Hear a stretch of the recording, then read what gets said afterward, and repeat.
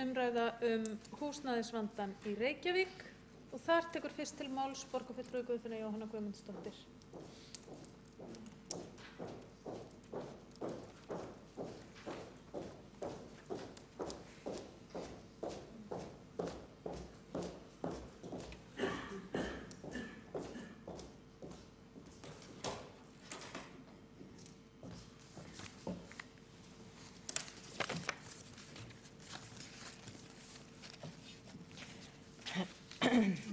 Forseti, borgarfulltrúar, það húsnæðisvandi í Reykjavík, það staðreynd og húsnæðisvandinn hefur verið til staðar í þó nokkur ár og hann verður til staðar næstu árin. Og þar af leiðandi það hlutverk okkar hér í borgarstjórn að ræða þessi mál reglulega og reyna að gera allt sem við getum til þess að minnka þennan vanda. Orsök vandans margþættur. Ástæðan meðal annars að lítið var byggt eftir hrun. Það vantar minni íbúðir, það fjöldi íbúða í túristalegu Reykjavík. Reykjavíkurborg stóð sig mjög illa í að fjölga félagslegum leiguíbúðum frá árinu 2009. Þangað til í október á síðasta ári átti borgin jafnmargar félagslega leiguíbúðir eins og borgin átti árinu 2009. Það tók 7 ár fyrir borgin að eiga sömu tölu, sama fjölda af leiguíbúðum og þetta hluti af vandanum. Það vantar 700 félagslega leiguíbúðir í Reykjavík. Það rúmlega 500 íbúðir fyrir fólk sem í brýnni þörf. Auk þess sem það vantar 1000 stúdentaíbúðir. Þannig að það þarf að fara drífa sig í því að úthluta lóðum fyrir stúdentaíbúðir. Síðan það þriðji hópurinn sem vantar fyrir utan að það vantar félagslega leiguíbúðir, það vantar stúdentaíbúðirnar og það vantar íbúðir fyrir þennan hóp sem að leigja á almenna leigumarkaðnum án þess að hafa ráð á því eða býr ennþá í foreldrahúsum eða í ólöglegu húsnæði og hefur hvorki efni á almenna markaðnum né að kaupa sér íbúð. Og þetta þessi 3 hópar sem að borgin þarf sérstaklega að huga að. Það að segja félagslega leiguhúsnæðið, það íbúðir fyrir stúdenta, það að segja úthluta lóðunum og í þriðja lagi að sjá til þess að hér séu til lóðir til þess að það sé hægt að byggja hús fyrir þennan hóp sem ræður ekki við almenna leigumarkaðinn eða kaupa sér íbúðir. Séreignamarkaðurinn fyrir þá sem hafa efni á því að kaupa að þó svo að það sé ekki allar íbúðirnar tilbúnar en þá verið að byggja, það komið í byggingu og það verða byggðar mikið af íbúðum sem fólk sem á eignir nú þegar ágætlega statt mun hafa efni á því að kaupa. En það þessi 3 hópar sem ég hef áhyggjur af. Og þetta hefur næstu því verið óbreytt núna frá hruni og við erum komin inn í árið 2016. Ég hef sjálf enga trú á almenna leigumarkaðnum fyrir ákveðin hóp aðila. Almenni leigumarkaðurinn getur gengið fyrir ákveðin hóp sem hefur efni á því. En ég hrifnari persónulega af íbúðum sem í eigu félaga sem rekin án hagnaðarsjónarmiða, þar sem annaðhvort hægt að kaupa búseturétt eða leigja. Auðvitað í einhverjum tilvikum fólk sem vill vera almenna leigumarkaðnum og það verið að byggja slíkt húsnæði og það til fullt af slíku húsnæði á almenna leigumarkaðnum þar sem leiguverðið hátt og fólk sátt við það. Alveg svo það verið að byggja mikið á íbúðum til sölu þar sem verðið mjög dýrt. En okkur ber sem borgaryfirvöld að huga að þeim sem hafa ekki efni á almenna leigumarkaðnum. Og það ekki síst unga fólkið okkar sem hefur miklar áhyggjur hvert það á að fara, til dæmis þegar það flytur út af stúdentagörðunum eða flytur úr foreldrahúsum af því það hefur ekki getað fundið sér neina íbúð ennþá. Og þetta þessir hópar sem við verðum að huga að. Aðalskipulag Reykjavíkur gengur út á þéttingu byggðar og þrátt fyrir þessa stefnu borgarinnar þéttingu byggðar að þá varla hægt að segja að borgin hafi verið með til sölu lóðir af þéttingarreitum í borginni frá árinu 2010.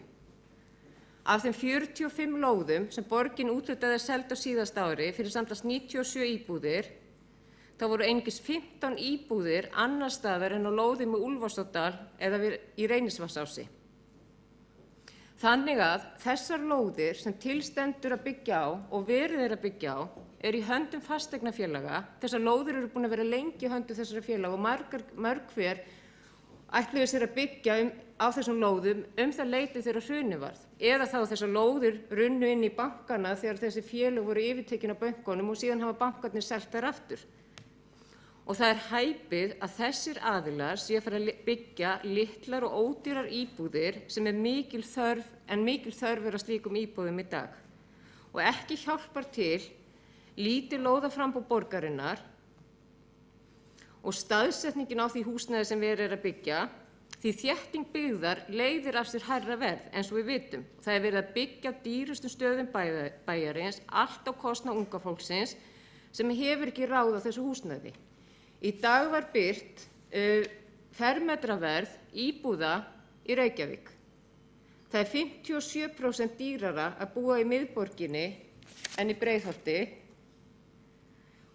og þar kemur fram að það er sífellt dýrara að búa í miðborginni og fermetraverð í fjölbýli í miðborginni hefur hækkað 25% frá lokum árs 2013. Og það er hægt að sjá það að hverfi borgarinnar eru öll að hækka verulega. Það er til dæmis 70% dýrara að búa í miðborg Reykjavíkur en í Vöngunum í Hafnarfirði. Og það er líka 57% dýrara að búa í miðborginni en til dæmis í Breiðholti. Þó svo að Breiðholti sé það hverfi Reykjavík sem sótt hefur mikið í sig veðri á undanförnum árum og þar hafa orðið verðhækkanir. Þannig að þrátt fyrir allt, það er alveg sama, við getum ekki verið í afneitun það að við eigum í miklum húsnæðisvanda hér í Reykjavík. Og þessi húsnæðisvandi er búinn að vara síðan frá hruni og hann mun vara áfram nema við gerum eitthvað. Á þessu kjörtímabili hafa verið haldin 2 málþing eða ráðstefnur hér í Ráðhúsinu uppbyggingu íbúðarhúsnæðis í Reykjavík. Annars vegar í nóvember 2014 og hins vegar í nóvember 2015. Þar hefur borgarstjóri talið upp hvaða fasteignafélögin að byggja eða ætla að byggja á lóðum sem hafa verið í höndum þessara félaga lengi.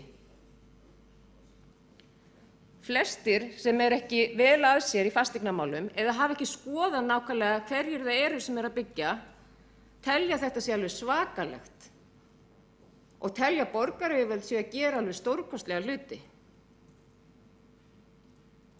En svo er bara ekki raunin. Borgin hefur algjörlega brugðist skyldu sinni í að fjölga félagslegu leiguhúsnæði eftir hrun þangað til í lok síðasta árs og að úthluta lóðum fyrir stúdentaíbúðir. Það á að fara að gera það núna, en hvenær það verður, það er spurning.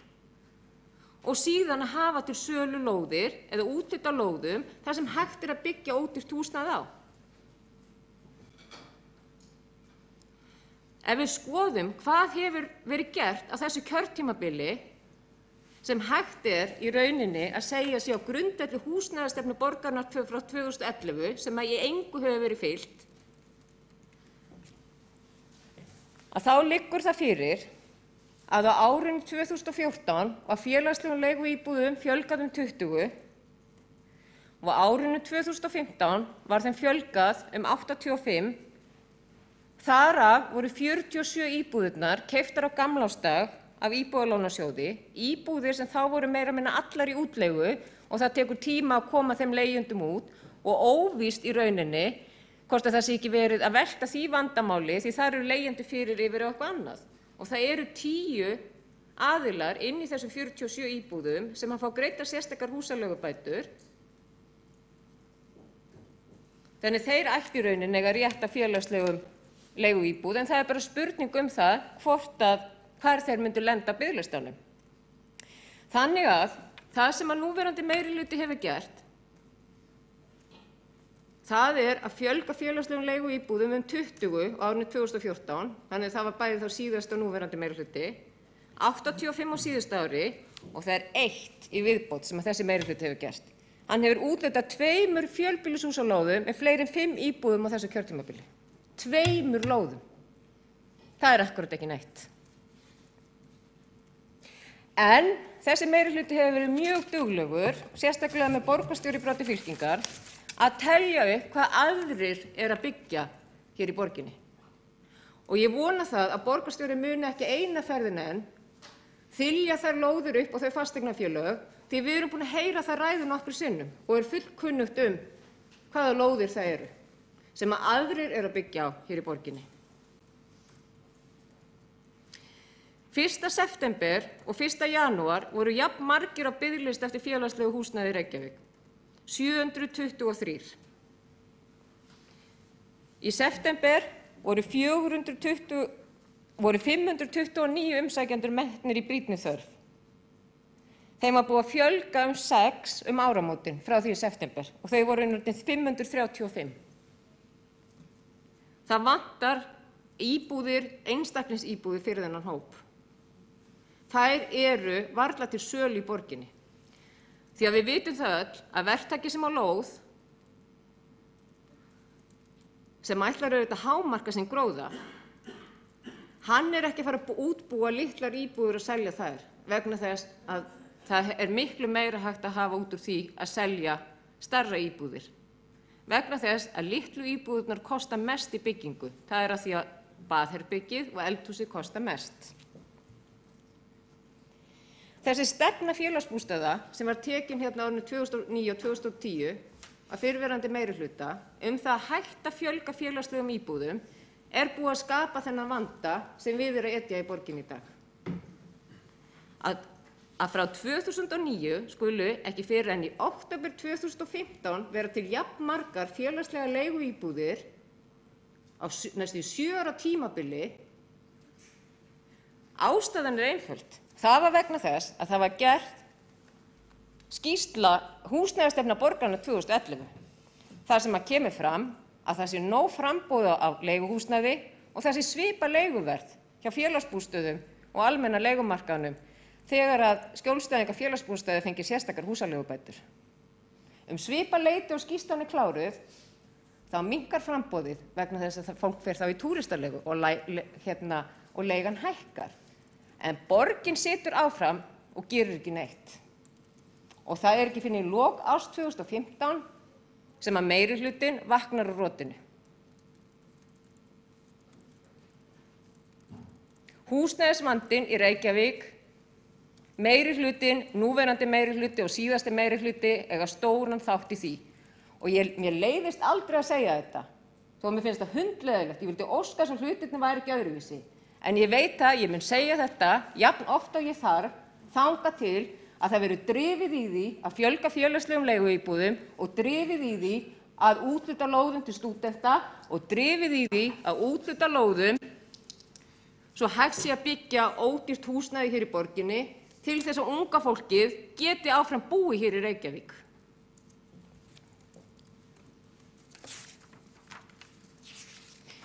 Varðandi það að það hafi ekki verið þessi stefna sem var hjá borginni að það mátti ekki kaupa fleiri en eina íbúð í hverjum stigagangi sem væri félagsleg. Það á hins vegar ekki að gilda í því húsi sem á að rísa á Vesturbuktinni. Þar eiga að vera hægt að hafa 25% íbúðanna félagslegar. Þannig það hlýtur að vera hægt að hafa það líka í öðrum húsum borgarinnar. Það þarf að byggja húsnæði fyrir einhleypa. Það stærsti hlutinn sem í vanda í dag. Það þarf ekki að vera jafn mikið félagsleg blöndun þegar það ekki börn í spilinu.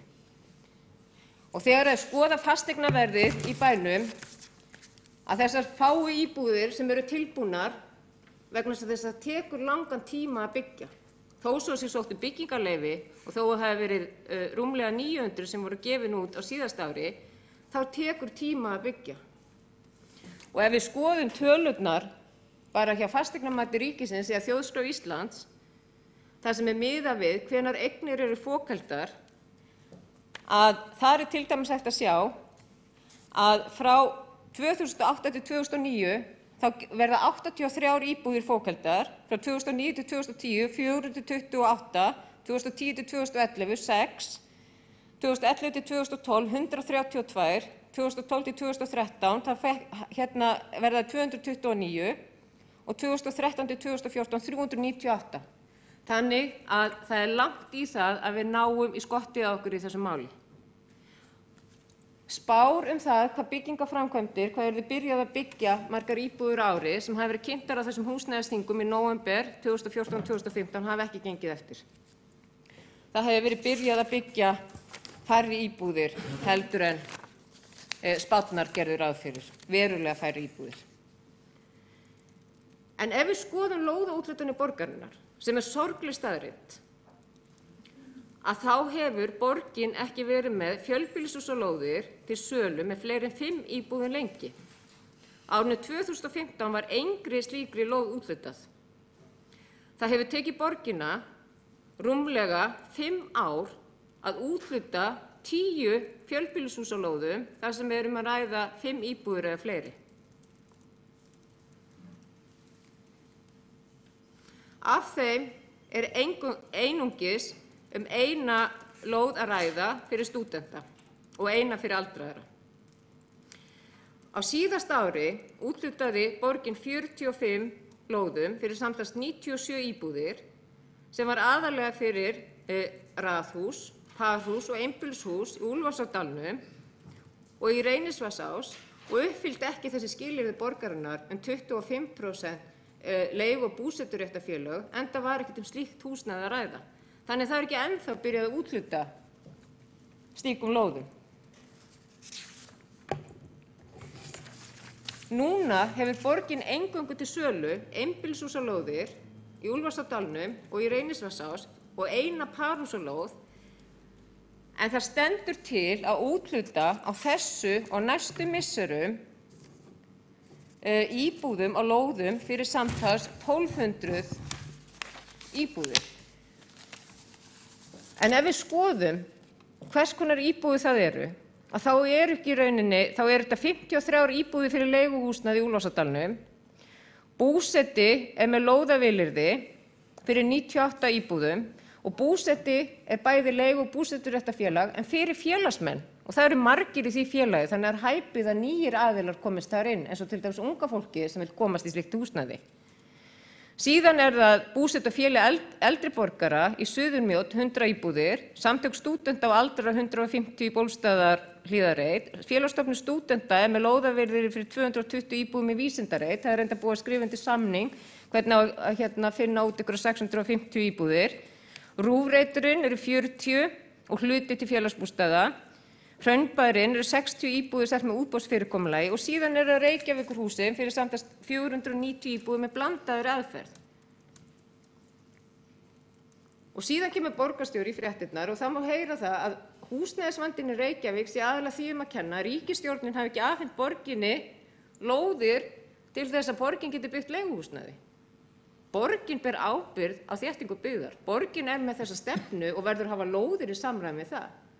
Og þar af leiðandi höfum við í minnihlutanum ítrekað bent á að þess vegna nauðsynlegt að skipuleggja Úlfarsárdalinn svo sem sé hægt að selja fjölbýlishús og lóðir þar, því það virðist vera vonlaust verkefni einhvers staðar annars staðar í borginni, fyrir utan þessa 1200.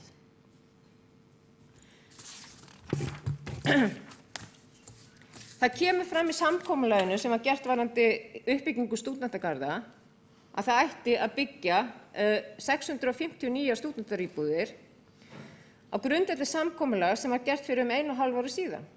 Það verður að drífa í þessu. Það þarf að liggja fyrir hvenær verður þetta tilbúið.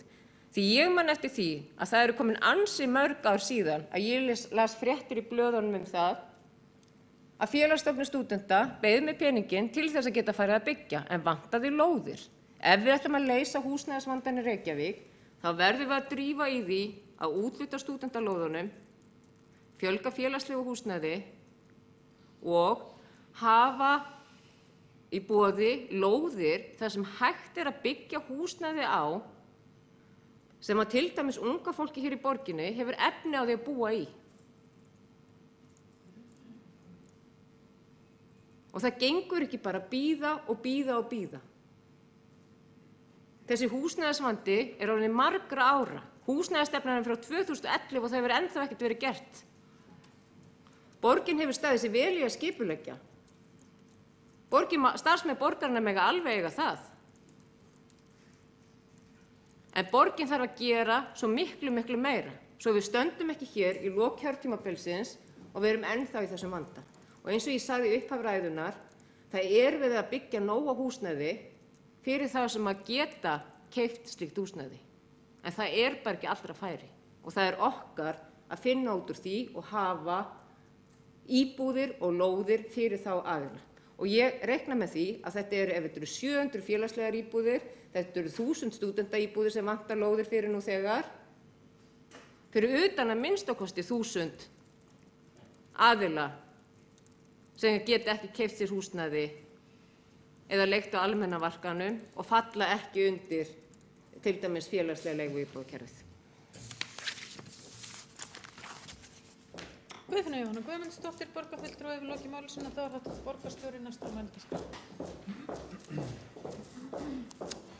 Forseti, ágæta borgarstjórn, ég vil þakka borgarfulltrúunum fyrir að setja húsnæðismálin á dagskrá eins og ég hef áður gert í borgarstjórn og mér fannst fyrri helmingur ræðu borgarfulltrúans bæði skarpur og vel rökstuddur.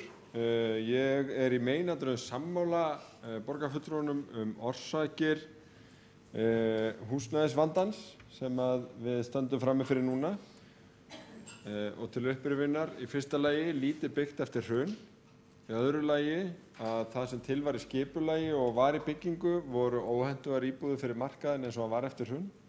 Það vantaði nefnilega litlar og meðalstórar íbúðir og það var einmitt þess vegna sem að það voru haldnir fundir í þessu húsi 2011 til þess að reyna að sannfæra alla sem áttu áhugaverða reiti, lóðir eða byggingarétt í borginni. Í fyrsta lagi það að það væri eftirspurn eftir íbúðarhúsnæði vegna þess að trúði enginn þá, hvorki fjármálastofnanir né uppbyggingaraðilar. Í öðru lagi að bjóða upp á samstarf að endurskipuleggja fyrirliggjandi skipulag þannig að væri hægt að fjölga íbúðum og auka hlut lítilla og meðalstóra íbúða. Og í þriðja lagi til þess að koma þeim reitum sem að væru fyrir hendi og fjallu aðalskipulagi Reykjavíkur í uppbyggingu. Og það er alveg rétt að það hefur tekið tíma en það er einmitt margir þessara reita sem að eru komnir á fleygiferð og sumir eru þegar byggðir, aðrir eru í skipulagsferli. En það er líka rétt að það vanti félagslegar íbúðir, almenna félagslegar íbúðir og við höfum sett okkur það markmið að fjölga þeim sirka 500. Til viðbótar við það koma síðan sérstök búsetuúrræði sem eru þá fyrir fólk sem þarf sérstakan stuðning af einhverju tagi en verða líka í eigu félagsbústaða. Það vantar líka fleiri stúdentaíbúðir og þær eru bæði komnar í gegnum deiliskipulag, eru í byggingu upp í Brautarholti og eru að fara í skipulagsferli á svæði HÍ. Íbúðir fyrir veststadda, þá sem að við höfum rætt sem eiga bæði erfitt með að kaupa eða vera á leigumarkaði. Frumvörpunum stofnframlögin er ætlað að mæta þessum hópi auk breytinganna á húsnæðisbótunum. Það liggja núna fyrir frumvörp á þingi en þau eru það bil 2 árum á eftir áætlun og jafnvel nú virðist ekki alveg vera ljóst hvort það sé einhugur meðal stjórnarflokkana að hleypa þeim í gegn þó að ráðherra húsnæðismála raunar fullir það svo sé. En það vottar ekki, eða það er ekki mjög margir sem úr stjórnarliðum sem taka undir með ráðherranum, allavega ekki úr samstarfsflokknum og stundum er það eins og borgarstjórn Reykjavíkur sé helsti bandamaður húsnæðismálaráðherra við að koma þessu fram ásamt Sambandi íslenskra sveitarfélaga og eftir atvikum stjórnarandstöðu.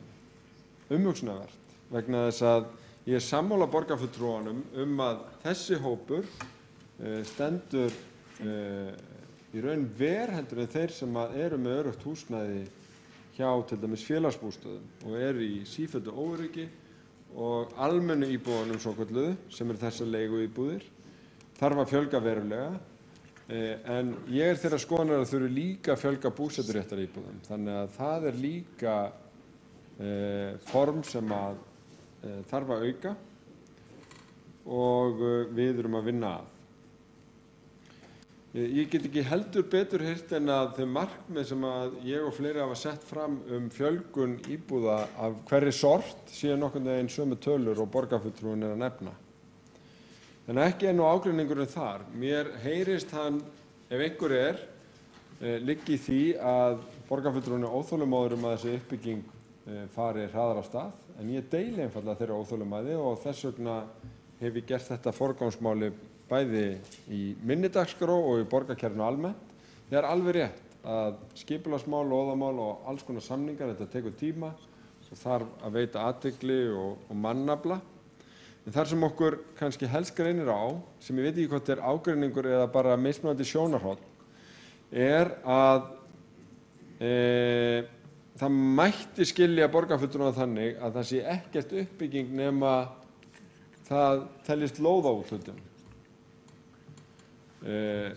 Svo þetta ekki og það engin tilviljun að það sé sjaldan sem borgin úthlutir lóðum á þéttingarreitum vegna þess að þeir eru iðulega í höndum annarra sem ýmist eiga lóðalegu samningi þar eða hafa lóðalegu samningi við borgina, eiga fasteignir eða svæði sem koma til endurskipulagningar.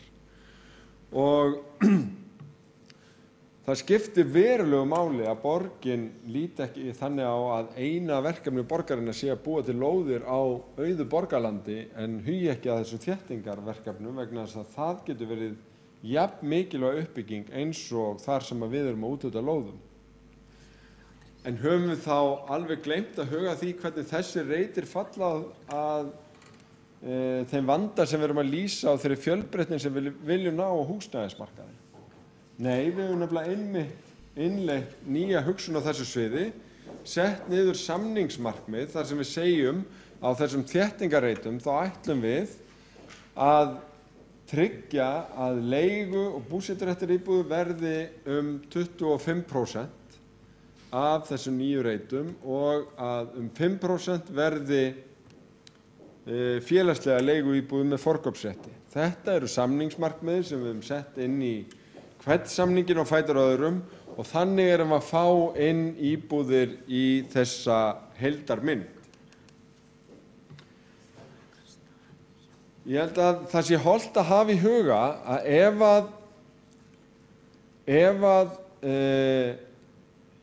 við ættum ekki að hafa athygli á þéttingarreitum þegar við ræðum húsnæðismálin, nú þá Kópavogur til dæmis algjörlega úr leik. Bæjarstjóri Kópavogs upplýstaði í vikunni að það væri engin svæði eftir í Kópavogi nema þéttingarsvæði sem eru öll á höndum einkaaðila þar sem fjölga mætti íbúðum. Þannig að öll fjölgun í Kópavogi hér eftir verður meira eða minna í höndum einkaaðila sem að fá í gegnum skipulag sem Kópavogur samþykkir, uppbyggingarheimildir og þéttingarreitum. Eina undantekningin upp á vatnsendarsvæði og þau svæði eru í málaferlum. Sömu sögu að segja úr Mosfellsbæ. Þar eru meira að minna öll uppbyggingarsvæðin á höndum einkaaðila. Þannig að Mosfellsbær með sára fáar lóðaúthlutanir á næstu árum. Samningsmarkmið borgarinnar eru samt módel sem að hin sveitarfélögin hafa horft til vegna þess að það vilja allra sveitarfélaga að mæta þessum félagslega fjölbreytileika sem þarf að endurspegla til skipulagi og uppbyggingu. Þá það spurningin sem hér var spurt, leiðir þétting byggðar til hærra verðs? Ég ekki viss að það sé hægt að sýna fram á það, nema þá að það sé dýrara að byggja á þéttingarsvæðum sem það ekki, nema þegar verið að tala verðið sem fæst fyrir staðsetninguna. Markaðsverðin sem var verið að vísi hérna í umræðinu áðan ná bæði til eldra húsnæðis og yngra húsnæðis og eru glettilega óháð aldri húsnæðis eða ástandi. Þannig að nánast gætir furðu. Og það vegna þess, meðal annars, að fleiri og fleiri vega inn ekki bara húsnæðiskostnað, heldur samgöngukostnað þegar þeir taka inn hvað heimilið hefur efni á að kaupa dýrt eða búa dýrt. Vegna þess að með réttu staðsetningunni, hvort sem það í Árbæjarhverfið að miðborg, ef þú vinnur nálagt þar sem þú býrð, þá getur þú sparað þér heilmikinn samgöngukostnað og hefur þannig aukin efni á að greiða húsnæðiskostnað. Og sumir hagfræðingar sem hafa skoðað þetta halda því fram að það sé í raun engin verðmunur á því að búa miðsvæðis eða í útjaðri höfuðborgarsvæðisins, munurinn skýrist allur á samgöngukostnaðinum. Þannig að þú leggur saman samgöngukostnað og húsnæðiskostnað, þá sé verðið í raun það sama, út frá fjármálum heimilanna. Ég ætla ekki að þykjast hafa rannsakað þetta sjálfur, en þetta býsna áhugavert, sérstaklega þegar við erum að velta fyrir okkur hvernig við byggjum líka miðsvæðis, hversu mörg bílastæði að fylgja hverri íbúð og svo framvegis. Varðandi biðlistana sem hér voru nefndir, að þá það rétt, við höfum metnað til þess að vinna á þeim.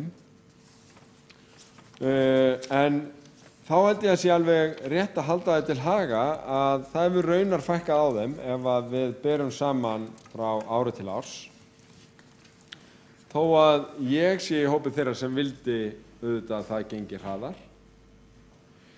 Ég held við getum hins vegar ekki skilið við húsnæðismálin án þess að ræða þetta hlutverk Reykjavíkur, og við höfum sagt að við ætlum að axla mikla ábyrgð í húsnæðismálunum. Við ætlum að koma af stað á 3 til 5 árum 2500 til 3000 leigu- og búseturéttaríbúðum til þess að stuðla að heilbrigðari húsnæðismarkaði. En ég verð að segja að ég sakna þess, nema þá helst hjá borgarfulltrúa Júlíusi Vífli Ingvarssyni. Hann kveður sér iðulega hljóðs hér í sölum borgarstjórnar til að lýsa áhyggjum af því að önnur sveitarfélög ætli ekki að setja fram jafn metnaðarfull markmið eða jafnvel engin markmið til þess að koma inn í það verkefni að svara þessari eftirspurn. Og ég verð líka að lýsa ákveðnum vonbrigðum með málflutning borgarfulltrúa Framsóknarflokksins að viðurkenna ekki það augljósa eftir að hafa haldið að því virtist nokkuð innblásna ræðu það að borgin eigi að leggja fram lóðir til þess að uppbyggingin geti mætt húsnæðisvandanum, að gera þá lítið úr því að ríkið eigi að leggja fram lóðir sem samt sem áður, og það staðurinn sem hrópar á mann, eru á frábærum stöðum til þess að koma inn í þessa mynd. Hvaða lóðir á ríkið í borginni? Við sendum bréf mitt ár 2013 þar sem við óskuðum eftir viðræðum landhelgisgæslureitin, hérna út í Ánanestum, veðurstofuhæðina upp á Öskjuhlíð, borgarspítalareitin í Fossvogi og svo 2 reiti sem við höfum náð samningum kennaraháskólareitin þar sem við erum að skipuleggja 150 íbúðir og Sementsverksmiðjureitin upp við Bryggjukverfið þar sem við ætlum að skipuleggja sem stækkun Bryggjukverfisins. Við náðum síðan samningum við RÚV, það verða 350 íbúðir þar, en við höfum líka hvatt til þess að stjórnarráðsreitur verði nýttur undir leiguíbúðir og að Laugarnesreiturinn, þar sem Listaháskóli Íslands verði nýttur undir íbúðir ásamt því að Listaháskólinn eða eitthvað annað megi gjarnan vera þar. Og þessi reitir sem við höfum átt í viðræðum við 2 ráðuneyti í meira en 2 ár og engin niðurstaða komin með, landhelgisgæslureitur, stjórnarráðsreitur, borgarspítalareitur, veðurstofuhæð. Þetta væri verulegt og jákvætt framlag ríkisstjórnarinnar inn í húsnæðisuppbygginguna í borginni. Erum við með því að segja að húsnæðisuppbygging í Reykjavík hangi öll á þessari spýtu? Nei, sannarlega ekki. Við erum að leggja út áætlun þar sem þessi reitir eru því miður ekki inni, en við eigum ekki, sama hvar í flokki við stöndum, að tala það eins og það sé ekki brýnt og augljóst hagsmunamál allra sem vilja umbætur í húsnæðismálum borgarinnar að fá þessar lóðir til þess að byggja upp á þeim. Að sjálfsögðu, og ég geri bara beinlínis þá kröfu til allra borgarfulltrúa að þeir styðji við þá hagsmuni borgarinnar að krýja að knýja á þessar lóðir og kríða þær út frá ríkinu, því að það nánast þumalputta regla ef þú sér plan sem ekki malbyggað í Reykjavík, þá næsta víst að það í eigu ríkisins. Það á við Stjórnarráðsveg, það á við Laugarnesi, það á við landhelgisgæslulóðina í Ánanaustum og reyndar Alþingissveitin og reyndar holu íslenskra fræða. Það alveg ótrúlegt hvernig ríkið umgengst eigur sínar og hversu lítinn metnað ríkið sýnir til þess að ganga snyrtilega að ég tali nú ekki að mæta þeim vanda sem við erum að ræða hér á húsnæðismarkaði með að leggja fram þessar lóðir. Og formlegu erindin hefur ekki vantað, fundina hefur ekki vantað, en þegar verið að tala að lækka lóðaverð og fjölga lóðum, að þá hefur metnaði vantað. Og ég vona að úrrætist fljótlega í þessu efni.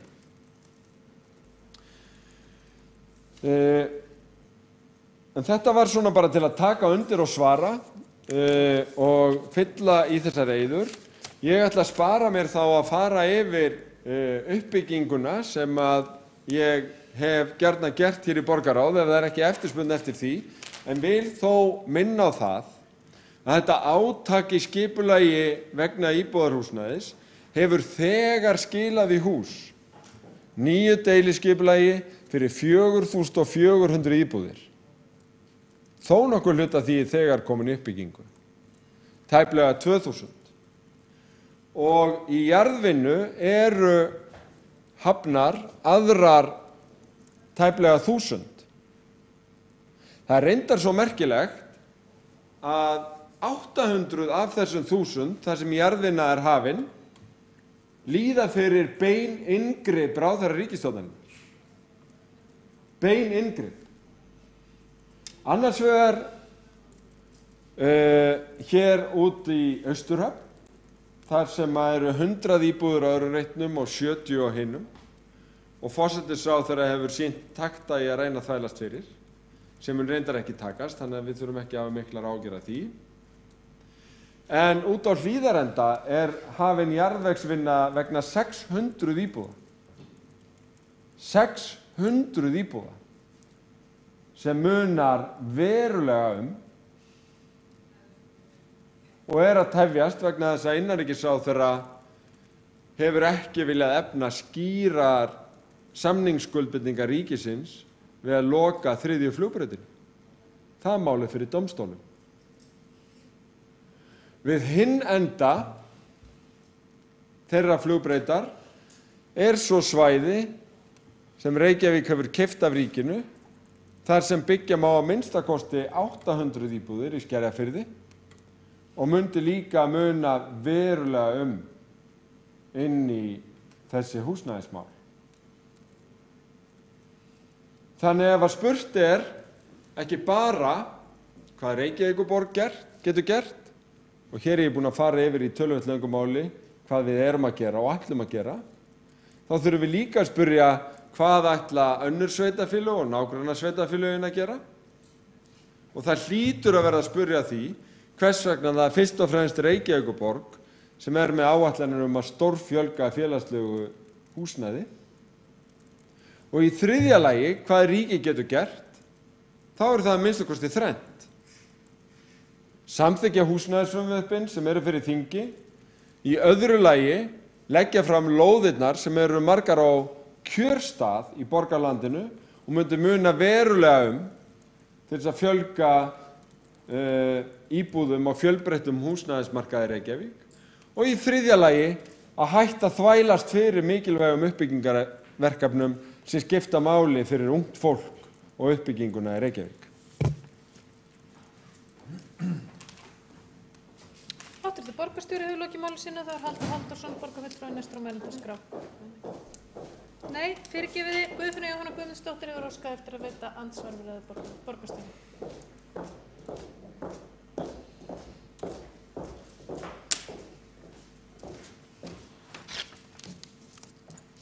Forseti, borgarfulltrúar, við borgarstjóri nú ansi sammála margt varðandi húsnæðismálin, nema kannski hvað hraðan á þeim. Þannig ástæðan fyrir því að ég tek upp reglulega hér húsnæðismálin í borginni eingöngu til þess að sinna þessu eftirlits hlutverki minnihlutans, að ýta svolítið á meirihlutans sem að hefur völdin til þess að framkvæma og drífa sig í því. Hvað ríkið getur gert? Ríkið getur ýmislegt gert, en ég ætla ekki að fjalla það hér. Ég held að flestir borgarfulltrúar séu sammála því að það eigi að þétta byggðina. Hins vegar staðreyndin bara sú sem ég var að benda á að þessar lóðir sem eru verið að þétta á hérna í miðbænum eru lóðir sem liggur alveg ljóst fyrir að það verður ekki húsnæði á þessum lóðum sem verður að færi allra að leigja eða kaupa íbúðir.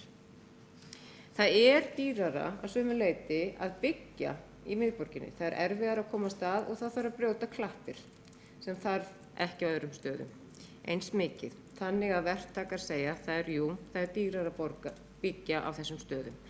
En það líka dýrara vegna þess að það verið að selja eða leigja þessar íbúðir á vegum fasteignafélaga sem að því að framboðið svo lítið og eftirspurnin svo mikil og þar af leiðandi hefur húsnæðisverðið hækkað og leiguverðið alveg svakalega. Enda benti Landsbankinn á það að leiguverðið þyrfti í rauninni að lækka 1/3 svo það væri hagkvæmt að leigja. Samningsmarkmiðin borgarinnar eru góð að mörgu leyti. Hins vegar staðreyndin bara sú að það ekki ennþá farið að reyna á þau. Hvað verið að kaupa fyrir félagsbústaði og hvað á að vera leigu búseturéttaríbúðir, eins og til dæmis ef við tökum Vogabyggðina sem að allt svæðið í höndum annarra aðila, meðal annars Hamla, dótturfélag Landsbankans, sem á megni af því sem að fara að byggja þar. Að það spurning síðan þegar Hömlur eru búin að selja það einhverjum öðrum sem að byggja þetta upp, hvað verður verðið sem að verður þá á þessum búseturéttar- og leiguíbúðum? Borgarfulltrúi Guðfinna Jóhanna Guðmundsdóttir hefur lokið að veita andsvar, það svara hv. borgarstjóri andsvari. Forseti, ágæta borgarstjórn. Já, ég fegin að borgarfulltrúinn staðfesti þennan skilning. Ég held að við séum nefnilega samstiga margt í þessum húsnæðismálum, en ég þá helst ósammála borgarfulltrúnum það að við séum ósammála það að vera óþolinmóð eða ekki. Vegna þess að ég get alveg lofa borgarfulltrúnum því ef hún óþolinmóð þá ég tvöfalt óþolinmóðari. Og unir mér ekki hvíldar fyrr en ég sé fólk flutt inn í íbúðir og verkefnin eru komin af stað vegna þess að það alveg rétt eins og borgarfulltrúinn segir, þetta tekur allt tíma. Við stundum ótrúlegan tíma á hverju stigi sig, mörg horn að líta og utanumhaldið og regluverkin eru býsna margslungin. Eitt af því sem að snúið og flókið og við eigum bara að horfast í augu við og alveg rétt þegar kemur að samningsmarkmiðunum, það hvernig að fullnusta þessi forkaupsréttarákvæði. Vegna þess að það eru takmörk fyrir því hvaða lánsheimildir félagsbústaða leyfa að kaupa dýrar íbúðir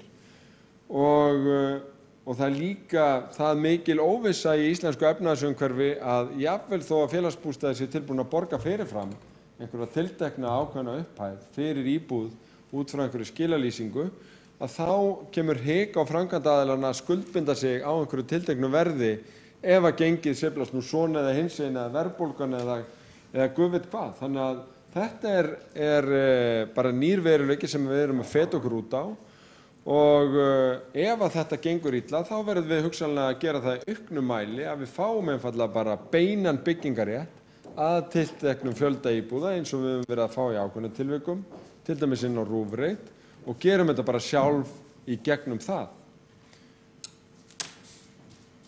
Hv. borgarstjóri hefur lokið að svara andsvari, þá veitir andsvar öðru sinni borgarfulltrúi Guðfinna Jóhanna Guðmundsdóttir.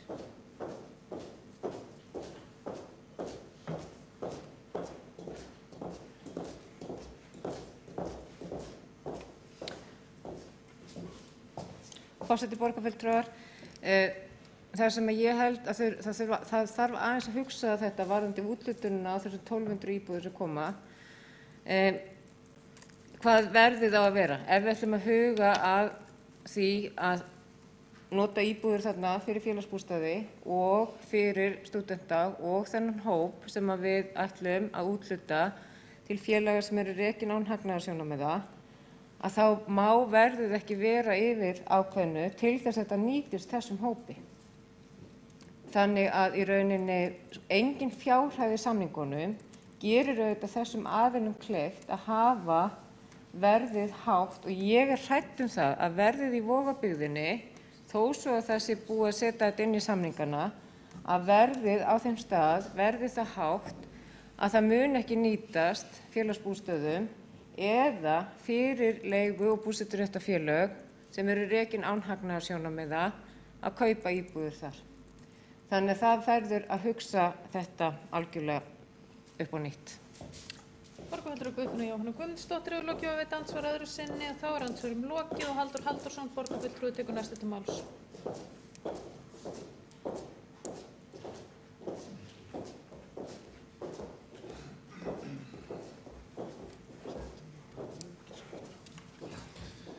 Já, forseti og góðir borgarfulltrúar. Húsnæðismálin, húsnæðisvandinn í Reykjavík er risavaxið mál og var í rauninni það mál sem fékk einna mesta umfjöllun í aðdraganda kosninga hér fyrir 2 árum síðan. Þar sem að Samfylkingin lofaði 2500 til 3500 íbúðum, leiguíbúðum á leigu- og búseturéttaríbúðum á kjörtímabilinu. Ég held að það hafi verið nokkurn veginn þannig sem að loforðið var.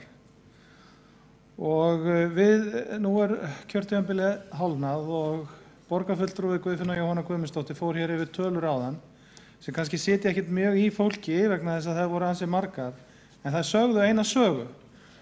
Og það sögðu þá sögu að það hefur voðalega lítið gerst. Og af hverju hefur voðalega lítið gerst? Já, stundum finnst mér að borgarstjóri sé í sínum kynningum að einblína of mikið á það sem hefur verið í þróun á síðustu 10-15 árum, eitthvað sem hefur átt sér mjög langan aðdraganda og hefur verið að taka upp aftur og aftur, og svo það sem er og verður í þróun næstu 10, 15, 20 árin. En það hjálpar okkur ekkert með stöðuna eins og hún er núna. Staðan er núna svo að það vantar 1600 nýjar íbúðir að meðaltali árlega til ársins 2020 til að uppfylla þörfina á höfuðborgarsvæðinu og uppsöfnuð þörf er 1400 íbúðir. Það var haldin fasteignaráðstefna í Hörpu núna á dögunum sem var þar voru mörg athyglisverð erindi flutt og þar var meðal annars Arion banki með sína greiningu frá því í desember á síðasta ári. Og þegar maður svona skoðar það í samhengi við umræðuna hérna, í samhengi við greiningar frá samtökum iðnaðarins, að þá og umræðuna frumvarpið sem að núna, eða frumvörpin, húsnæðisfrumvörpin sem núna liggja fyrir Alþingi og þá umræðu sem að ráðherra húsnæðismála hefur tekið því tengdu, að þá sýnist mér svona niðurstaðan vera nokkurn veginn svo sama. Það er þannig að stóra vandamáli er það að það er ekkert lóðaframboð. Alveg sama hvað hver segir, að ef að byggingaraðili snýr sér til borgarinnar og vill fá að byggja, þá er ekkert í boði. Þú getur ekki komið til Reykjavíkurborgar og sagt við erum hér byggingaraðili, alveg sama hvers konar byggingaraðili er, getur verið á almenna markanum eða það getur verið stúdentar eða það getur verið einhver byggingaréttarfélög og þau segja við borgina, okkur vantar lóðir. Okkur vantar lóðir, við getum byggt hér fyrir 1000 manns á almenna markanum. Og þetta getur verið bæði íbúðir til sölu og til leigu. Hvað segir borgin? Því miður, það er ekki til handa ykkur. Það er ekki til handa ykkur. Og af hverju er ekki til? Það er vegna þess að meginstefnan er svo að það eigi að byggja á þéttingareitum. Og að sjálfsögðu er það góð og mikilvæg stefna að þétta byggðina. En það má ekki vera algjör blindgata í þeirri stefnu. Það vantar húsnæði. það vantar 1600 nýjar íbúðir að meðaltali árlega á höfuðborgarsvæðinu. Og flestir búa í Reykjavík, flestir vilja byggja í Reykjavík, en það eru engar lóðir til. Þetta er stóra vandamáli.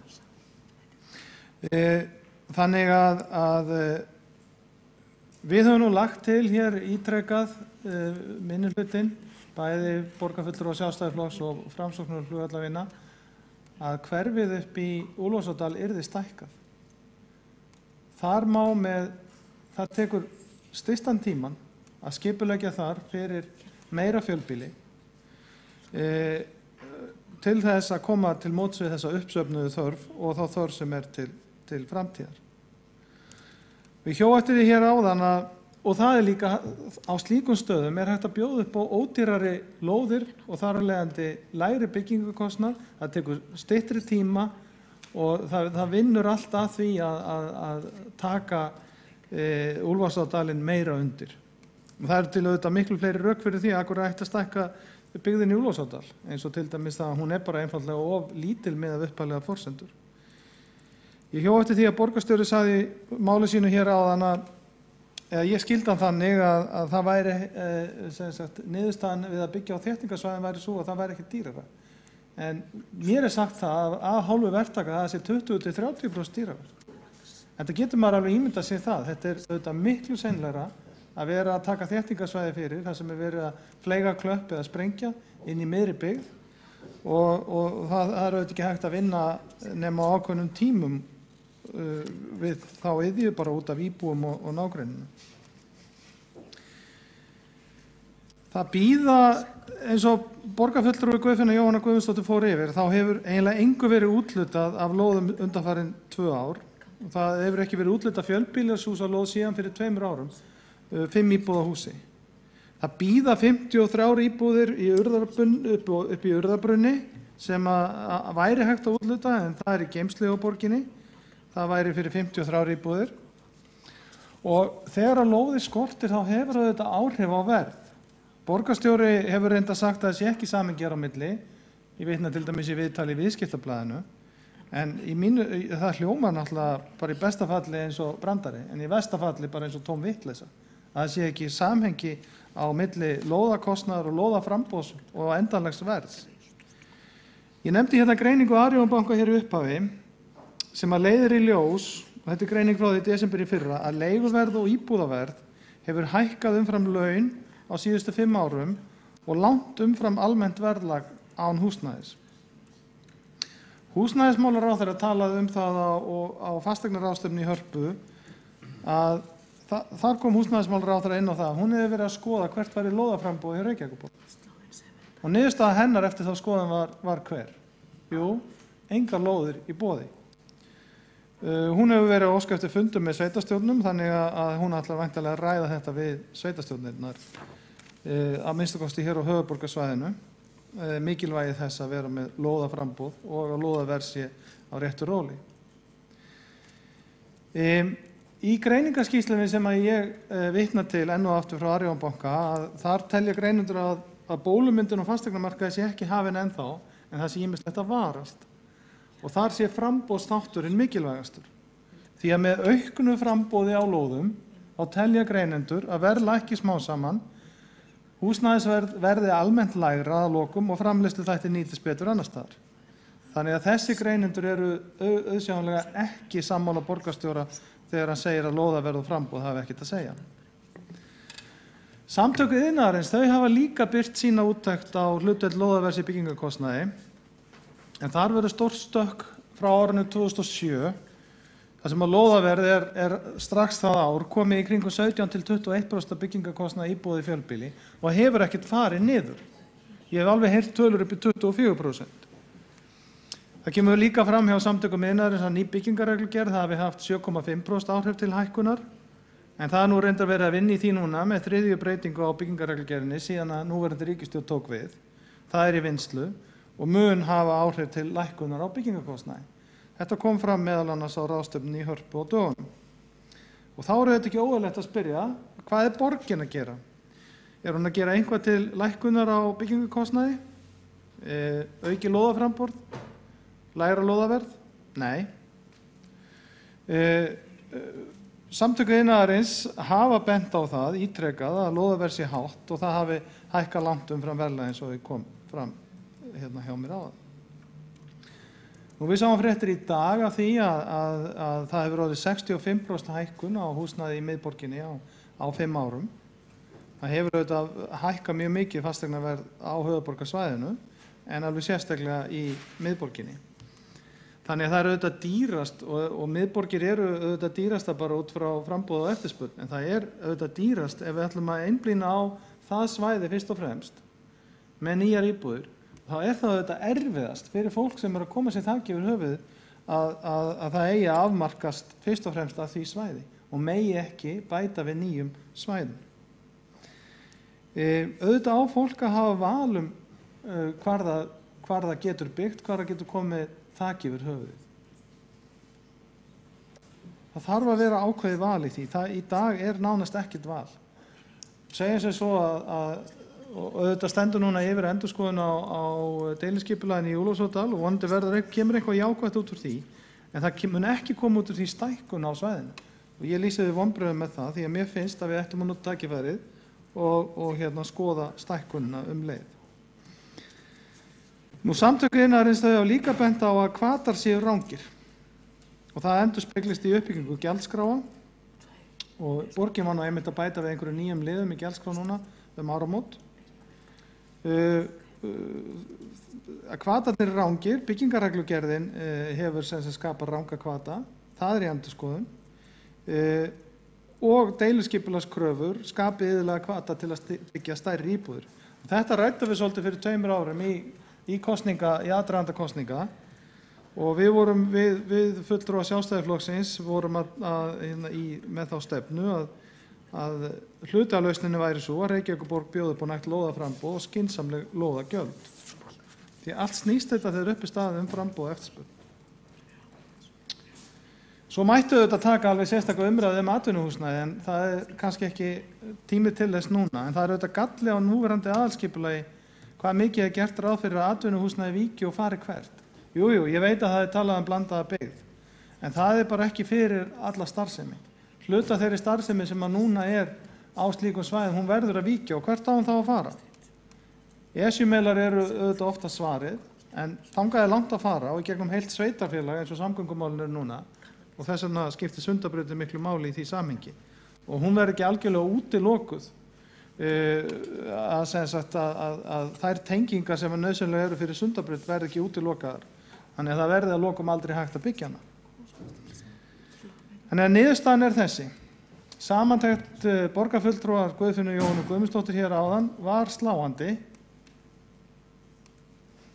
Borgarstjóri heldur mjög flottar glærusýningar þar sem fólk er alveg agndofa á meðan og á eftir yfir því hversu mikið sé að gerast. En í þeim er aðalega verið að tala það sem að var og er núna er í höndum einkaaðila. Það er ekki, og fólk áttar sig auðvitað ekkert á því í þessum sýningum, það er ekki verið að segja frá því hvað hefur borgin fram á að bjóða. Vegna þess að borgin hefur ekkert fram á neitt að bjóða. Hún er ekki að bjóða upp á neina lóðir. Þannig að niðurstaðan er auðvitað svo að meirihlutinn ber ábyrgð á stórum hluta verðhækkana á húsnæði því að framboð ræður eftirspurn og þar með bæði verði á lóðum og húsnæði og það er vont þegar svona spennir á markanum og verð hækka svona rætt. Þannig að til þess að takast á við þetta þá þarf aukið lóðaframboð, það staðfesta bæði greiningar bankana, það staðfesta niðurstöður samtaka iðnaðarins, það staðfesta þær tölur sem að borgarfulltrúi Guðfinna Jóhanna Guðmundsdóttir lagði fram hér áðan. Þannig að ég spyr meirihlutann, eftir hverju er að bíða? Ætlið þið bara að bíða endalaust? Ætlið þið að bíða eftir að dómsmálið gagnvart ríkinu út af flugbrautinni klárist? Það er einhver ár í það. Við vitum ekkert það. Ætlið þið að bíða eftir því að ríkisstjórninni þóknist að láta eftir þau auðu svæði sem hér voru nefnd. Og við erum örugglega öll eða flest minnstu kosti sammála það að það væri eðlilegt að það myndi leysast. Ætlið þið bara að bíða? Ætlið þið ekkert að gera í þessum málum? Það er alveg hægt að halda innblásnar ræður eins og var gert hér áðan af hálfu borgarstjóra og hann gerði það vel, enda er hann góður í þessu, það að nefna þessa 5 staði og hólu íslenska fræða og allt sem ríki hefur ekki gert. Ok, við erum bara sammála um það, ríki ætti að gera betur. En hvað ætlið þið að gera? Hvað ætla meirihlutin að gera í málunum sem bera ábyrgð á því? Það er ekkert að gerast. Það vantar húsnæði, það vantar lóðir. Ekki halda aðra ræðu um hvað ríki ætti að gera. Við erum alveg sammála um það. Það er bara ekki að gera það. Hvað ætlið þið að gera? Það er spurning okkar. Það er það sem við viljum fá út úr þessar umræðu. Halldór Halldórsson, borgarfulltrúi, hefur lokið máli sinni. Þá tekur hæstvirtur borgarstjóri til máls.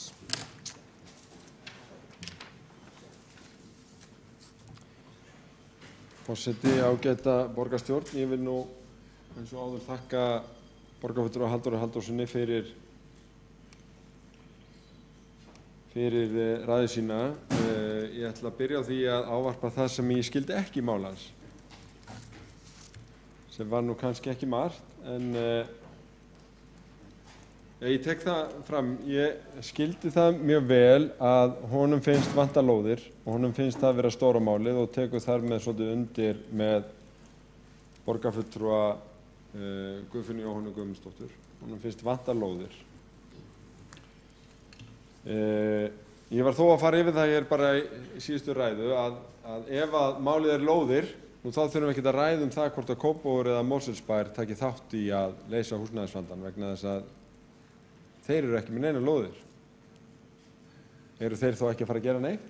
Jú, þeir vilja gjarnan gera eitthvað og þeir eru að skipuleggja og þeir eru að reyna að gera samningsmarkmið varðandi þéttingarreiti og mörguleiti að gera skylda hluti og við.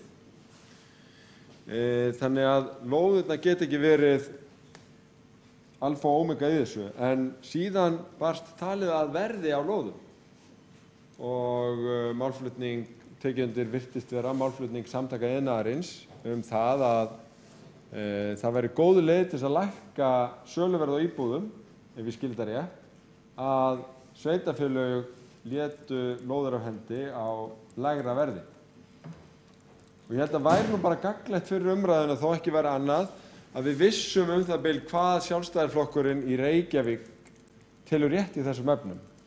Telur Sjálfstæðisflokkurinn í Reykjavík rétt að gefa 50% afslátt af byggingarrétti markaðsverði lóða eða er það 70% eða er það kannski bara að afhenda lóðir á gatnagerðargjöldum? Vegna þess að flokksfélagar Sjálfstæðismanna í nágrannasveitarfélögunum, þeir einfaldlega bara hafna því að veita afslátt af lóðum. Og það er á þeim að skilja að ef að byggingaraðili fái lóð undir markaðsverði, þá skipti engum togum en að íbúðirnar sem eru byggðar eru samt seldar hæstbjóðanda á eins háu verði og hægt er að fá.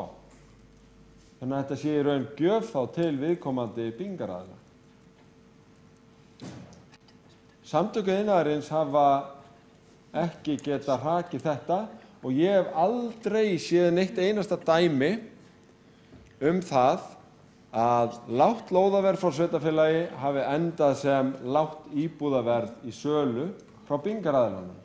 Nema þegar non-profit félög er að ræða, sem eru ekki rekin í hagnaðarskyni, heldur á einhverjum félagslegum grunni, hafa sett sér þar sem markmið að halda leigu eða söluverði niðri.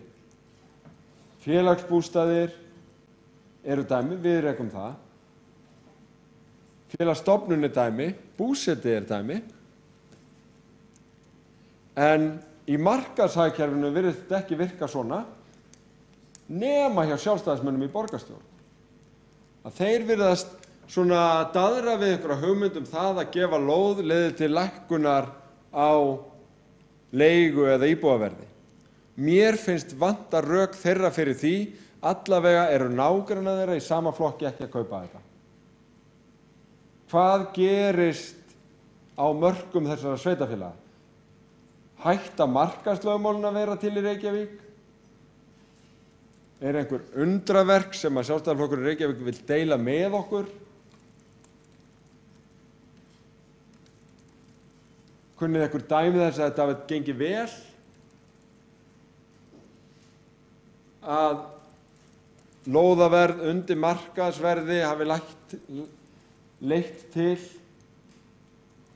lækkandi útsöluverðs gegnum leigu eða kaup? Eða eigum við að vera sammála um að þau dæmi sé ekki til og þetta sé svolítið lýðskrumslegt?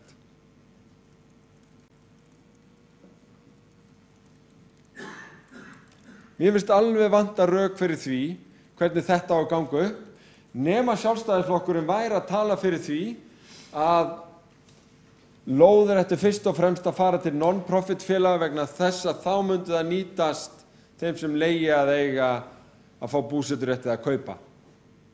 En, býtum við, hvernig var þetta aftur? Jú, Sjálfstæðisflokkurinn beinlínis á móti því. Sjálfstæðisflokkurinn hefur talað á móti því að það sé áhersla eins og það hjá núverandi meirihluta að vinna í samstarfi við húsnæðisfélög sem eru ekki rekin í hagnaðarskyni og segja bara að það sé ekki til. Það er ekki til sem að vera rekin ekki í hagnaðarskyni. En þó var dæmið kannski skýrast þegar við vorum að ræða það bara fyrir örfáum vikum. Fyrir örfáum vikum þegar skipulagið Vesturbugt var að klárast. Og vorum að ræða hvernig þetta útlita því. Og við vildum að sumt færi í félagslegar íbúðir, sumt færi til stúdenta, kannski eitthvað til aldraðra og einhverja non-profit félaga og síðan einhver hluti til einkaaðila sem myndu hámarka hagnaðinn á restinni. Þá var Sjálfstæðisflokkurinn á móti því vegna þess að þá áttu að selja hæstbjóðanda. Þá áttu að selja hæstbjóðanda og byggja félagslegt húsnæði bara einhvers staðar annars staðar. Hver stefna Sjálfstæðisflokksins varðandi lóðaúthlutunar og lóðaverð? Hún bara breytileg frá reit til reits, frá lóð til lóðar? Bara eftir hver stefna meirihlutas þá bara alltaf farið í þveröfuga átt. Hver stefnan? Hvar eru dæmin það að lóð undir markaðsverði hafi leitt til ódýrar íbúðar þegar ekki non-profit félag að ræða?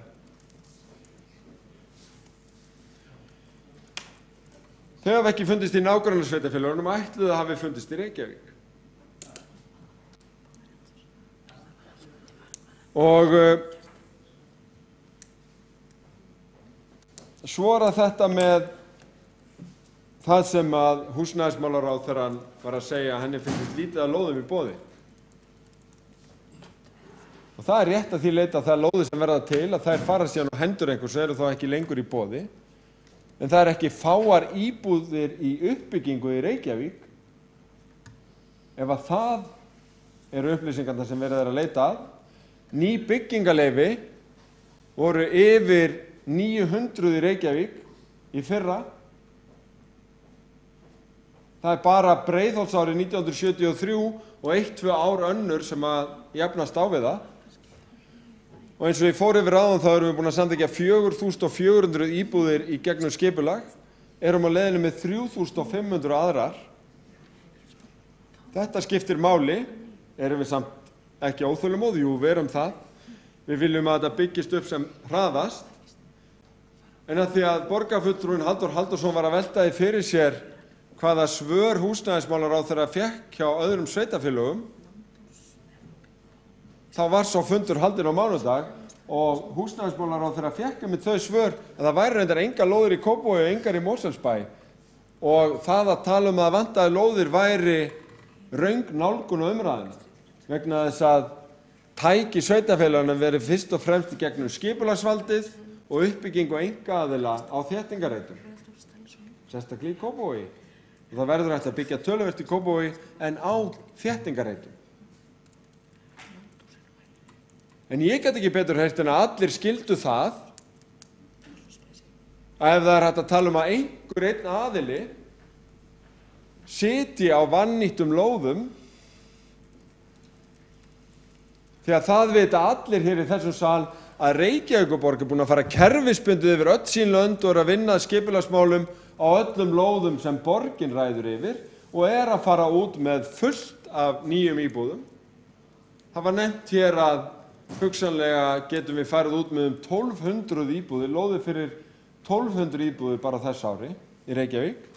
En ef það einhver sem situr á vannýttum lóðum sem myndu koma sér vel, nú þá það Eygló sjálf sem fekk bréf í júlí 2013 þar sem þær voru nú bara listaðar upp. Og Bjarni Benediktsson fjármálaráðherra sem mun nú fara reyndar með þessi lönd en ekki húsnæðismálaráðherrann og fekk sama lista og við höfum heyrt oftar en einu sinni, en við erum samt ekki komið með nema brotabrot af þessum lóðum til uppbyggingar.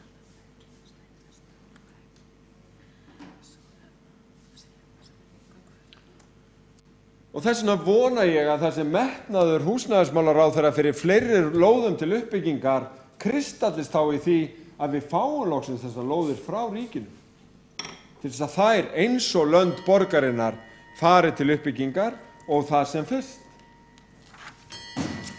Háttvirtur borgarstjóri hefur lokið máli sínu. 2 borgarfulltrúar hafa óskað eftir að veita andsvar. Það ekki rétt, Kjartan Magnússon, borgarfulltrúi? Já.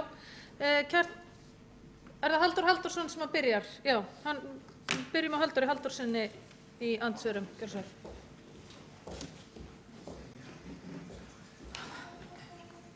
Já, forseti, góðir borgarfulltrúar, þetta góð umræða og markmið okkar allra væntanlega það sama, að það að bregðast við þeim húsnæðisvanda sem í Reykjavík, því að svo vissulega mikill húsnæðisvandi. Bæði hvað varðar þörf fyrir félagslegt leiguhúsnæði og svo bara á hinum almenna markaði. Og það ekkert verið að gera fyrir almenna markaði. Það fyrir utan þau þéttingasvæði sem í höndum einhverja annarra en borgarinnar, og við takið það alveg skýrt fram og hefur endalaust komið fram í glærum, þá ekkert að gerast. Það ekki hægt að fá lóð hjá borginni. Borgarstjóri nefndi flokksfélag okkar sjálfstæðismanna í hinum sveitarfélagunum sem sagt varðandi lóðir undir markaðsverði. Ef að það afstaðan hjá öllum að það sé ekki hægt að lækka lóðaverð, það sé ekki hægt að auka lóðaframboð, þá aldrei hægt að breyta þessu. Lóðaverð sem hlutfall af íbúði fjölbýlishúsi var hérna fyrir 20 árum 4–7%. Það komið yfir 20% í sumum tilvikum, 17–24%. Og munum við þá standa hér eftir önnur 20 ár og segja, það ekki hægt að gera í þessu máli. Þetta við 40%. Þetta búið að tvöfalda síðan fyrir 20 árum. Það gengur auðvitað ekkert. Við verðum einhvers staðar að byrja að vinda ofan á þessu. Nú, við sjálfstæðismenn höfum sagt það, já, að það ekkert til sem að heitir húsnæðisfélag sem að ekki reki í hagnaðarskyni. Það ekki til. Það verður alltaf að vera einhver hagnaður, það verður alltaf að vera einhver afgangur af rekstri. Það bara þannig. Hvað skiptir þann sem að kaupa íbúð eða leigja íbúð mestu máli? Það kaupverðið eða leiguverðið. Ekki hvort það stendur í samþykktum félagsins sem selur þér eða leigir þér, hvort það sé non-profit félag eða ekki. Það ekki aðalmáli. Aðalmáli hvað færðu þetta á? Og að lokum þetta, forseti, engar lóðir í Kópavogi, Mosfellsbæ, sagði borgarstjóri, þá segi ég, þá reynir enn meira á höfuðborgina að útvega lóðir. Halldór Halldórsson, borgarfulltrúi, hefur lokið við að veita andsvar, þá svarar háttvirtur borgarstjóri andsvari. Forseti, ágæta borgarstjórn, ef að einhver trúir því að það hafi verið rétt metið að hlutur lóða í verði íbúða fyrir 50 árum eða eitthvað hafi verið 47%, þá nægir að horfa á þau hverfi þar sem að þeim lóðum var úthlutað. Vegna þess að nú verið að kaupa einbýlishús, til dæmis í Fossvogi og hér miðsvæðis í Þingholtunum, og nánast rífa þau alveg niður að grunni og byggja upp á nýtt, þannig að það raun verið að kaupa lóðina á þessar 70 eða 100 milljónir. Lóðaverði var einfaldlega bara vanmetið og borgin var þó bara að gefa verðmæti, en á hverjum og einum tíma, alveg síðan þessum lóðum var úthlutað, hefur sá sem selur íbúðina alltaf reynt að fá hæsta verð fyrir hana. Og þetta flókið að hugsa Karl Marx tókst það ekki, en Adam Smith, hann setti fyrstu fram kenningunum framboð og eftirspurn og síðan þá hafa flestir fallist á að hún væri gildari heldur en hugmynd Karl Marx að verð réðist af því sem þú settir inn í vöruna í hamarshöggum, vinnutíma og svo framvegis. Framboð og eftirspurn, mikilvægt að kunna þetta. En varðandi þetta með að það væri ekkert til sem ekki hagnaðarskyni, þá veit ég ekki hvort að borgarfulltrúinn hafi heyrt fréttir af því að nú eigi að auglýsa eftir rekstraraðilum heilsugæslustöðva og það megi ekki reka það í hagnaðarskyni. Það ekki til? Verið að auglýsa eftir rekstraraðilum sem ekki eru til í orðabók Sjálfstæðisflokksins? Ég spyr vegna þess að þetta reyndar heilbrigðisráðherra Sjálfstæðisflokksins sem að auglýsa eftir félögum sem ekki rekin í hagnaðarskyni. Ég held að það sem borgarfulltrúinn sagði hafi einfaldlega verið bara bull. Allan heim fullt af félögum sem ekki rekin í hagnaðarskyni, þau koma heilbrigðisþjónustu, húsnæðismálum og þau eru bara skratti góðir rekstraraðilar. Háttvirtur borgarstjóri hefur lokið við að svara andsvari. Þá komið að Kjartani Magnússyni, borgarfulltrúa, að veita andsvar. Jú, nei. Ef að borgarfulltrúinn ætlar að fara í annað andsvar, þá gefst honum tækifæri til þess núna. Þá veitir borgarfulltrúi Halldór Halldórsson andsvar öðru sinni áður en að Kjartan Magnússon kemst í andsvar. Gjörðu svo vel, Halldór Halldórsson. Já, forseti, góðir borgarfulltrúar. Heilbrigðisráðherra vissulega að leita eftir einhverjum til að reka heilsugæslustöðvar og þar má ekki greiða út arð. Það ekki óeðlileg krafa. Það sem að ég á við og við höfum átt við þegar við verðum að tala að það sé ekkert til sem ekki sé rekið í hagnaðarskyni. Þá það sem við erum að segja það verður alltaf að vera einhver afgangur af rekstri. Annars getur reksturinn ekki verið til. Það alveg sama hvort að það hjá Rauða krossinum eða hverjum sem Reksturinn verður að standa undir sér. Svo bara það sé útskýrt algjörlega á sig ekki verið, við séum ekki að leika okkur eitthvað með þetta hugtak, að það það sem að ég að vísa til. Það verður alltaf að vera einhver afgangur frá rekstri. Og oft talað að það sé ekki óeðlilegt að það sé svona 7% hagnaðar af rekstri til þess að reksturinn og bara sú skipulagsheild sem ræðir getur bara viðhaldið sjálfur sér. Það sé svona lágmark. En það munur á því eða því hvort þú tekur peninga út úr rekstrinu. Eins og heilbrigðisráðherra vill ekki að rekstraraðilar, væntanlegir rekstraraðilar heilsugæslustöðva á höfuðborgarsvæðinu geri. Það ekki óeðlileg krafa. Halldór Halldórsson, borgarfulltrúi, hefur lokið að veita andsvar öðru sinni, þá svarar andsvar öðru sinni háttvirtur borgarstjóri. Forseti, ágæta borgarstjórn, kannski var nálgast þetta eitthvað. Allavega þá það býsna þekkt og algengt rekstrarform, sérstaklega þegar kemur einhver sem félagslega mikilvægt, eins og íbúðarhúsnæði eða velferðar eða heilbrigðisþjónusta, raunar líka skóla og menntastarfsemi, að fyrir því fari svokallaðir non-profit aðilar sem ekki reknir í hagnaðarskyni og það réttlætanlegt í mínum huga að slíkir aðilar fái lóðum úthlutað undir markaðsvirði vegna þess að þá ekki hætta á því að þeir reyna að hámarka hagnað sinn með því að selja eða leigja eins dýrt og þeir nokkurn tímann gætu.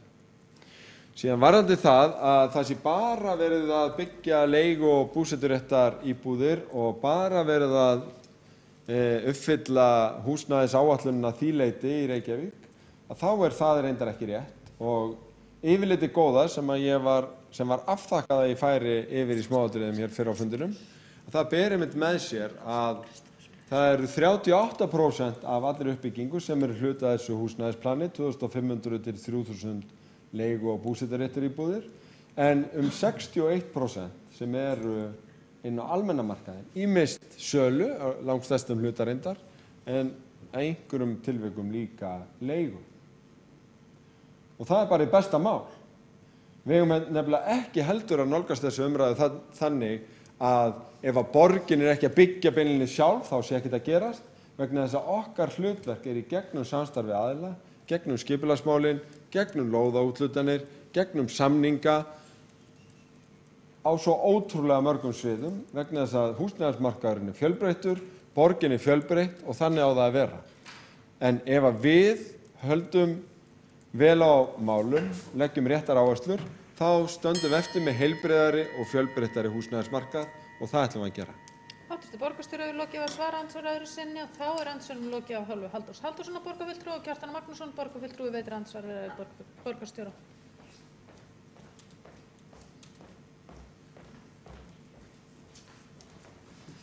Forseti, góðir borgarfulltrúar, það er gott að tækifæri gefist til að fara örstutt yfir húsnæðismálin í Reykjavík.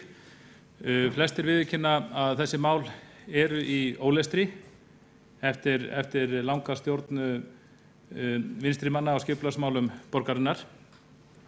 Þau eru að minnsta kosti ekki hagfelld ungu fólki sem vill eignast eigin íbúð.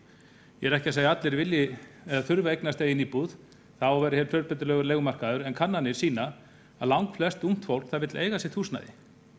Það vill eiga til sitt húsnæði og ávinningurinn af slíku kerfi meðal annars sá að þegar að fólk síðan hættir að vinna eða fer á eftirlaunaldurinn, þá getur það búið að tvenns konar lífeyrissjóði, annars vegar lífeyrissjóðurinn sem byggður er upp með laununum og hins vegar lífeyrissjóðurinn sem er byggður upp með skuldlausu húsnæði. Við Sjálfstæðismenn teljum að borgin eigi að hjálpa fólki til að eignast eigið húsnæði, hjálpa sem flestum, auðvitað líka búið í haginn fyrir þá sem vilja ekki eignast húsnæði og vilja vera góðu leigumarkað eins og það er hægt. En meirihluti ungs fólks vill eignast húsnæði ef það á þess eitthvað kost, en það eiga þess mjög fáir kost núna. Húsnæði eru orðið dýrt. Og þetta er allt of hátt húsnæðisverð í Reykjavík, sem er auðvitað ótrúlegt að því við eigum nóga lóðum til að byggja á. Það er auðvitað afraksturinn af stefnu vinstri manna, fyrst R-listans og síðan Samfylkingarinnar, í skipulagsmálum í borginni árum saman. Verð á lóðum er of hátt og borgarstjóri segir að það sé eitthvað náttúrulögmál, en það er það ekki. Þegar að Sjálfstæðismenn stýrðu borgina á sínum tíma, þá var útveðað nóg framboð af lóðum í nýbyggingarhverfum borgarinnar, ódýrum lóðum.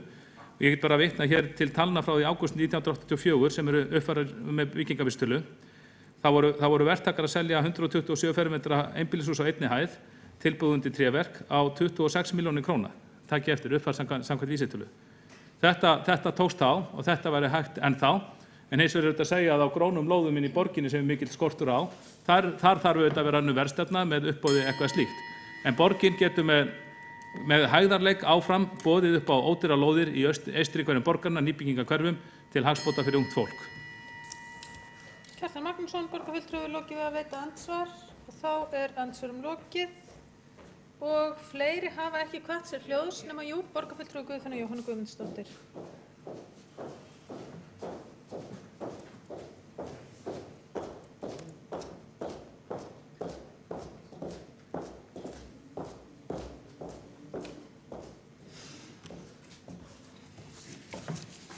Forseti, borgarfulltrúar, þetta hefur verið ágætis umræða. Það er alltaf sama fólki sem tekur til máls undir húsnæðisvandanum í Reykjavík og húsnæðismálum í Reykjavík. Það er undantekning ef að það eru aðrir fulltrúar meirihluta sem tjá sig það.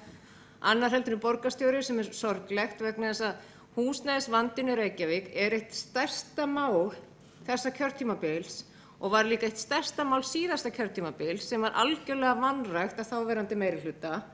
Þannig að það er leitt að sjá hvað borgarfulltrúar meirihlutans hafa akkurat engan áhuga á húsnæðisvandanum í Reykjavík eða leggja fram hafa nokkuð fram að færa og vísa yfirleitt ef þið eru að ræða eitthvað um húsnæðisvandan, þá er það húsnæðisstefna frá 2011 sem er ekki ennþá farið að fara eftir. Það sem að vantar oft inn í umræðuna húsnæðismál almennt er hvers konar húsnæði viljum við byggja í. Við erum næstu því búin að reyna öll möguleg kerfi, félagslegar eignaríbúðir, félagslegar leiguíbúðir, niðurgreidda vexti. Núna ætlum við að fara í stoppframlögin sem við ætlum að fara í kringum 2000 og ákveðum að gera það ekki þá að fara frekar í niðurgreidda vexti. Við erum búin að prófa þetta alls saman. Og þegar upp er staðið að þá er ansi mikil hætta á því að við erum ekki ennþá búin að finna lausnina. Því lausnin verður ekki fundin nema lífeyrissjóðirnir komi inn í þetta kerfi með okkur. Húsnæðislánin eru fjármögn á lífeyrissjóðunum og meðan það eru í þessu kerfi 30 til 40 ára lán þá mun þetta kerfi aldrei nokkuð tíma virka. Þannig að við munum aftur fara á þennan byrjunarreit. Eina ferðin enn. Stofnstyrkirnir virka ágætlega í þeirri stöðu sem í dag. En til þess að það virka að þá þarf að vera minnstakosti helmingi hærri fjárframlög heldur en gert ráð fyrir í dag til þess að hægt að byggja það húsnæði sem ræðir.